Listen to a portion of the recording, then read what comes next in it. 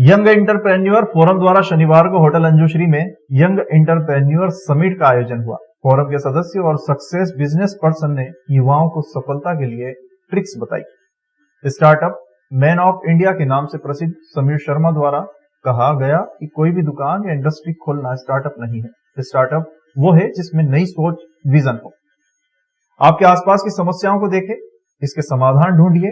समस्याओं का समाधान ढूंढकर आप स्टार्टअप कर सकते हैं। इसके लिए अनुभवी लोगों से बात करें। अपने जिले के कलेक्टर को अपना आइडिया बताएं। अनुभवी लोगों से बात करें। कलेक्टर आशीष सिंह ने कहा, उज्जैन ऐसे मोड़ पर है जहां से ये बहुत आगे बढ़ेगा।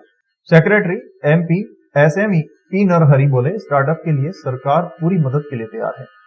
अब सब कुछ आसान भी हो गया है। ये योजना ऑनलाइन है। गूगल पर जाकर सर्च तो करें कि सरकार क्या है। अपने सुझाव भी दीजिए, क्योंकि प्रदेश विकास के लिए सरकार अपनी कार्यशैली भी बदलने को तैयार है। सांसद अनिल फिरोजिया बोले, उज्जैन बहुत बदल रहा है। महाकाल लोक बड़ी सौगात है। इससे पर्यटन बढ़ा है। कई प्रकार के स्टार्टअप हो सकते हैं। अब तक 22 कंपनियां आ चुकी है। मेडिकल डिवाइस पार्क बहुत बड़ी सौगात है। 20,000 से ज्यादा लोगों को रोजगार मिलेगा और हमारा टारगेट 1 लाख लोगों को रोजगार देने का है। उन्होंने कहा, सफल बनने के लिए आपका टेक्निकल होना जरूरी नहीं है। स्टार्टअप के लिए आपके पास आइडिया और विजन होना चाहिए। औद्योगिक नीति एवं निवेश प्रोत्साहन मंत्री राज्यवर्धन सिंह दत्तीगांव करोड़पति चायवाला के नाम से प्रसिद्ध प्रफुल्ल बिल्लोरे ने भी संबोधित किया।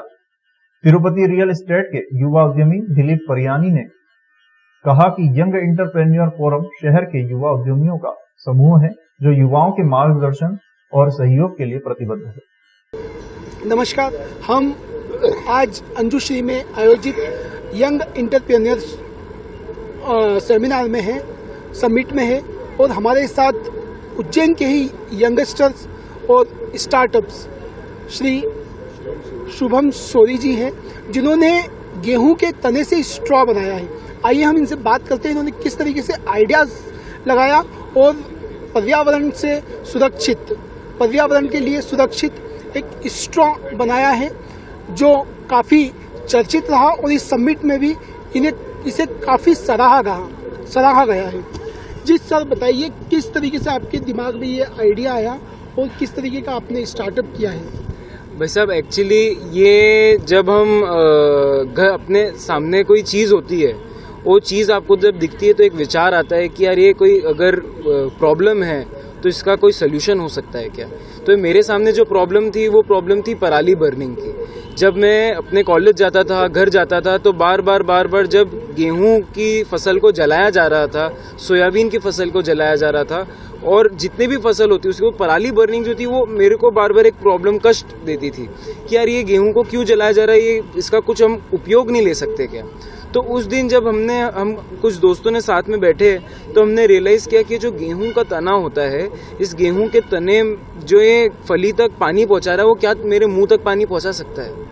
और उस आइडिया को हमने आगे बढ़ाकर हमने रियलाइज़ किया कि हमने इसमें 3 महीने तक हमने काम किया और फाइनली 3 महीने बाद हमने 300 स्ट्रॉज का निर्माण किया, जो आज हम यंग एंटरप्रेन्योर्स फोरम में महाकालेश्वर नगरी अवंतिका में लेके आए हैं। और मुझे पूरा विश्वास है कि अगली 15 दिसंबर तक हम 3 से 4 लाख स्ट्रॉज उज्जैन शहर में सर्कुलेट करेंगे। यंग एंटरप्रेन्योर फोरम 2 साल पूर्व हम युवाओं द्वारा बनाया गया एक फोरम है, जिसमें हम 15-17 लोग जुड़े थे कि आइडिया शेयरिंग और बिजनेस शेयरिंग, नॉलेज शेयरिंग हो सके। लेकिन फिर विचार ये आया कि हम समाज को क्या दे सकते हैं, युवाओं को क्या दे सकते हैं, एंटरप्रेन्योरशिप में अपने उज्जैन को कैसे हम आगे लग सकते हैं। तो इस विचार पे आगे चलते हुए हमने समिट का आयोजन किया पिछले वर्ष, और इस बार ये यंग एंटरप्रेन्योर समिट 2022 का आयोजन किया गया, जिसमें इस बार हम लॉन्च पैड लेके आए हैं। लॉन्च पैड यानी स्टार्टअप्स को कैसे हम पुश मिले।